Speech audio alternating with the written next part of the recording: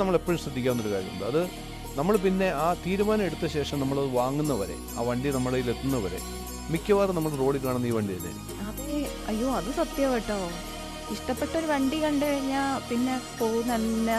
അത് ഇതേ സിറ്റുവേഷൻ ഉണ്ട്. ഞാൻ ചിലരോട് ചോദിക്കാറുണ്ട്, വീട് വെക്കാൻ തീരുമാനിച്ചു കഴിഞ്ഞാൽ പോകുന്നിടത്തെല്ലാം വീട് വെക്കാം, അല്ലെങ്കിൽ ഹാർഡ്വെയർ ഷോപ്പുകളാണ് മൊത്തം നോക്കുമ്പോൾ, മൊത്തം ഹാർഡ്വെയർ. ഇതെങ്ങനെ ഉണ്ടാവുന്നത്?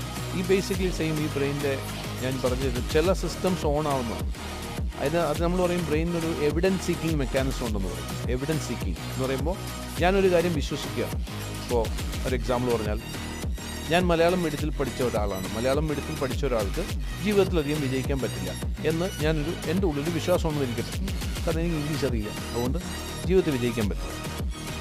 ഇനി നമ്മൾ കണ്ടുമുട്ടുന്ന എല്ലാ ആൾക്കാരും ജീവിതത്തിൽ വിജയിച്ചു എന്ന് നമ്മൾ വരുന്ന എല്ലാവരും ഇംഗ്ലീഷ് മീഡിയത്തിൽ പഠിച്ചതായിരിക്കും.